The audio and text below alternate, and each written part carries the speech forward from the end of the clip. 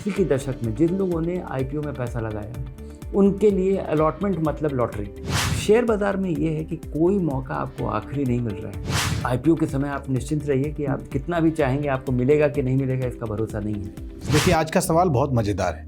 IPO के शोर के बीच हर आदमी उसके पीछे भागता है, लेकिन आईपीओ के शोर के बीच म्यूचुअल फंड में निवेश करना चाहिए क्या? आज इसी को समझेंगे और डिटेल में इसको समझने के लिए हमारे साथ हैं वैल्यू रिसर्च के सीईओ धीरेन्द्र कुमार। सर, बहुत स्वागत है। धन्यवाद अमित। सर, पहला प्रश्न तो ये है कि आईपीओ का इतना क्रेज क्यों है और खासतौर पे लिस्टिंग गेन क्या होता है आईपीओ को अगर देखा जाए तो? किसी कंपनी का आईपीओ एक नए सिनेमा की तरह है।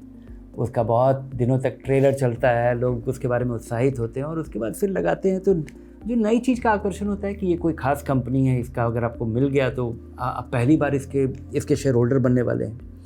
और चूँकि शुरुआत में जब सिनेमा रिलीज़ होता है तो उस तरह से जिस तरह से लोग एक्साइटेड हो जाते हैं, तो आप लोगों को लगता है कि भीड़ में भरोसा होता है कि बहुत सारे लोग उत्साहित हो गए हैं, इसलिए आपको भी लगाना चाहिए। चूँकि आईपीओ का जो कॉन्फ़िगरेशन है कि बहुत सारे लोग शुरू में उत्साहित होते हैं और लोग लगाते हैं और कुछ लोगों को ही मिलता है, तो इसमें एक लॉटरी का एलिमेंट आ जाता है। आपको लगता है कि अगर मिल गया तो बात बन जाएगी, तो और लगता है कि अगर अलॉटमेंट हो गया और तुरंत आप बेच देंगे तो जल्दी कमाने की बेचैनी। तो इक्विटी जो कि लंबे समय का इन्वेस्टमेंट है, उसमें एक कम समय में पैसा बनाने का एक ज़रिया हो जाता है आईपीओ, अपने बाकी डायनामिक्स की वजह से कि यहाँ पे आप कम समय के लिए अगर अलॉटमेंट हो गया, अच्छी कंपनी है या अच्छी कंपनी नहीं भी है, ढेर सारे लोग अप्लाई कर रहे थे और कम लोगों को मिला, तो शुरू का डिमांड सप्लाई का गैप, इस वजह से बहुत सारा एबरेशन क्रिएट होता है, जिस वजह से लोग आईपीओ में उत्साहित रहते हैं। और इसका एक इतिहास है। इतिहास ये है कि 1990 के पहले जब हमारा इकोनॉमी लिबरलाइज नहीं हुआ था, तब हमारे देश में सरकारी नियम था कि कंपनी का जो आईपीओ है उसका दाम सरकार निर्धारित करती थी। एक सरकारी डिपार्टमेंट था मिनिस्ट्री ऑफ फाइनेंस में, कंट्रोलर ऑफ कैपिटल इश्यूज, वो बताती थी कि आप इस तरह का प्रोजेक्ट लगा रहे हैं, इस तरह का काम कीजिएगा, इतना रुपए आप ले रहे हैं, इसमें इतना रिस्क है, तो इतने रुपए पे ही आप आईपीओ ला सकते हैं। तो इतने रुपए में जो लाते थे, और वो सरकारी एस्टिमेट जो होता था उसमें हर तरीके का रिस्क होता था, लेकिन आम तौर पे वैल्यूएशन का रिस्क नहीं होता था। बड़ा सस्ता कम दाम पे आईपीओ करने का लोगों को। तो 90 के दशक में या 80 के दशक में जिन लोगों ने आईपीओ में पैसा लगाया उनके लिए अलॉटमेंट मतलब लॉटरी। क्योंकि आप 20 रुपये का लगाते थे, दाम खुलता था 80 रुपये में, क्योंकि सरकारी डिपार्टमेंट उसको डिसाइड किया था। उनका बाज़ार में इसका क्या रुख होगा इसका अंदाज़ा ही नहीं था। उसके बाद 91-92 में लिबरलाइजेशन के बाद सेबी बन गया। सेबी में अब लोगों को छूट हो गई कि आप अपना कंपनी का आईपीओ लाइए, अपनी कंपनी का वैल्यूएशन आप खुद करिए, बाज़ार तैयार होगा तो ले लेगा, नहीं बाज़ार तैयार होगा तो नहीं लेगा। अब लोगों के पास वैसा मार्जिन 5 गुना अलॉटमेंट पे पैसा मिलेगा वो नहीं रह, लेकिन लोगों के आदतें नहीं गई। लोगों को अभी भी वही लगता है कि अलॉटमेंट होगा। और हालांकि पिछले 4-5 साल से अलॉटमेंट पे भले ही आपको मुनाफा कई बार हो जाता है, लेकिन अधिकतर कंपनियों में 1-2 साल अगर आप रखे रह गए तो आपका नुकसान ही होता है। बल्कि अधिकतर मेजॉरिटी कंपनी में लोगों का नुकसान होने के बावजूद भी आईपीओ के लिए लोगों का रुख बदला नहीं है। अच्छा, तो सर आईपीओ में जो इन्वेस्टमेंट है, क्या सिर्फ लिस्टिंग गेन के लिए आईपीओ में पैसा लगाना चाहिए? अगर आपको लॉटरी का टिकट खरीदने में मज़ा आता है तो ज़रूर लगाना चाहिए, लेकिन अगर आप नियमित रूप से पैसा लगाते हैं तो लिस्टिंग, क्योंकि मुझे तो केवल एक ही चीज़ बहुत आसानी से समझ में आता है कि जब आप कंपनी का शेयर खरीदते हैं तो आपको समझना चाहिए कि आप कंपनी का शेयर नहीं खरीद रहे हैं, आप उस कंपनी के छोटे से भाग का ही भले ही, लेकिन आप उस कंपनी के मालिक बन रहे हैं जी। और उस कंपनी के मालिक बनने में आपको एक लंबे समय का नज़रिया ज़रूर रखना चाहिए। रातों रात कंपनी में कुछ होता नहीं है, और आप देखिए कि आप उस कंपनी को खरीद रहे हैं जी, तो किस दाम पे ये वाजिब है। अगर ये वाजिब नहीं है, ठीक दाम नहीं है, तो नहीं खरीदना चाहिए। अगर आप इसको इसलिए खरीद रहे हैं क्योंकि बहुत सारे लोग और भी खरीदेंगे, इस वजह से इसका दाम बढ़ जाएगा, इसलिए आप कंपनी के मालिक नहीं बन रहे हैं। और ये नज़रिया रखना ही सबसे बड़ा अंतर ला देता है। अगर आप ये रखते हैं तो आप नज़र बनाए रखिए, आईपीओ देखिए, समझिए।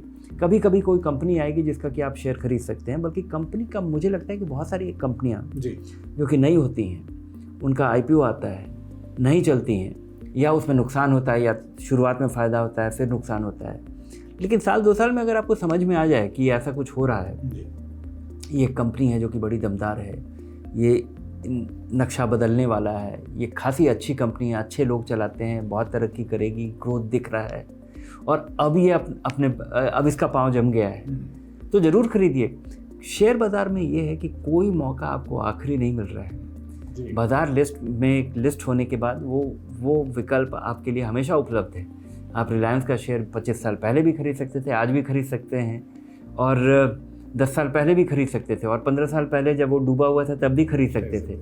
तो मौका आता रहेगा, ये आखिरी मौका नहीं है। लेकिन लोगों को लगता है कि आईपीओ में पैसा लगाना आखिरी मौका है लगाने का, और वो जो जिस तरह से आईपीओ का कॉन्फ़िगरेशन है, जिस तरह से आईपीओ आता है, वही उसका वजह है। तो सर, सबसे आखिर में सबसे इम्पोर्टेंट सवाल ये कि एक आम निवेशक के लिए क्या है आईपीओ की रेस बनाम म्यूचुअल फंड का मैराथन, क्या चुनना चाहिए उसको? अगर कोई ऐसी कंपनी पहली बार उसका आईपीओ आ रहा है और आपको लगता है कि आपको ये इतनी कमाल की कंपनी है कि आप इसका शेयर ज़रूर रखेंगे, ज़रूर ख़रीदना चाहेंगे, तो लीजिए। लेकिन आप आईपीओ के समय आप निश्चिंत रहिए कि आप कितना भी चाहेंगे आपको मिलेगा कि नहीं मिलेगा इसका भरोसा नहीं है। तो आप उस समय से नज़र रखिए, ज़रूर इन्वेस्ट कीजिए। लेकिन आईपीओ में आपको क्या क्या नहीं मिलता है, और एक तो इसके लिए ज़रूरी है कि आप उस कंपनी के लॉन्ग टर्म इन्वेस्टर बनना चाहते हैं। आप उसकी आमदनी का और उसके बिज़नेस मॉडल को आप समझते हैं, आपको भरोसा है कि ये कंपनी कुछ ऐसा करेगी जिससे कि आपको जिस वजह से आपको लगता है कि इसमें इन्वेस्ट करना ही चाहिए, और आपके पास पेशेंस होगा कि आप इसको होल्ड कर पाएंगे, और इस कंपनी का दाम एक वाजिब दाम पे आ रहा है जिसमें आपके लिए अपसाइड होगा। ये सब चीज़ आप समझ पाते हैं तो ज़रूर आईपीओ में लगाइए। लेकिन ये जो आईपीओ में पैसा लगाना, ये आपके लिए निवेश का एक नियमित ज़रिया नहीं है। आप म्यूचुअल फंड में आप 500 रुपये से शुरू कर सकते हैं, इक्विटी में पैसा लगा सकते हैं, समय के साथ अपना पैसा बढ़ा सकते हैं। पैसा लगाते ही आपका पैसा डाइवर्सिफाई होता है, जिससे कि आपका रिस्क कम होता है, और जब आपको पसंद नहीं आए तो आप अपने इन्वेस्टमेंट को बदल पाते हैं। कोई इस पर निगरानी रखे हुए है, खर्चा बहुत ही मामूली सा है। तो इन सारे बेनिफिट्स को, और किसी भी आम व्यक्ति के लिए, किसी भी निवेशक के लिए ये जो नियमित वाला चीज़ है कि ये आपके एसेंशियल पार्ट म्यूचुअल फंड होना चाहिए। कभी कभार कोई ऐसा मौका आ जाए कि कंपनी भी सस्ती है, कंपनी भी कमाल की है, और आपको लगता है कि लगाना चाहिए, आप चाहेंगे कि वो ऐसा हो, और आपके पास ऐसा फ्रेमवर्क है जिसके तहत आप उसको इवैल्यूएट करके आप लगा पाएंगे, और उस इवैल्यूएशन की वजह से आपको भरोसा होता है कि लगाना चाहिए, तभी आपको आईपीओ के बारे में सोचना चाहिए। नहीं तो सोचिए भी मत।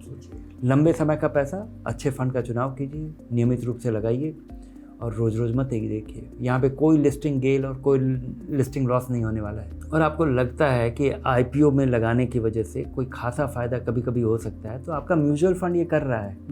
अधिकतर म्यूचुअल फंड 0.5%, 1% पैसा अपना आईपीओ में लगाते हैं, और सिलेक्टिवली लगाते हैं, इवैल्यूएट करके लगाते हैं। तो ऐसा नहीं है कि अगर आप आईपीओ में पैसा नहीं लगा रहे हैं तो आपका पैसा आईपीओ में नहीं लग रहा है।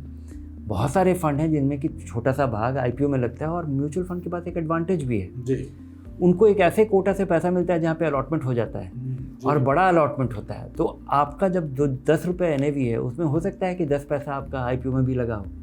बहुत बहुत धन्यवाद सर इस पूरी जानकारी। धन्यवाद आपका अमित। और देखिए, इस एपिसोड से मेरा टेक अवे क्या है कि आईपीओ का शोर सुनिए, लेकिन निवेश कीजिए म्यूचुअल फंड्स में। अपने निवेश से जुड़ा कोई सवाल हो हमें लिख के भेजिए। वैल्यू रिसर्च हिंदी को आज ही सब्सक्राइब कर लीजिए। फिलहाल इस एपिसोड में इतना ही। नमस्कार।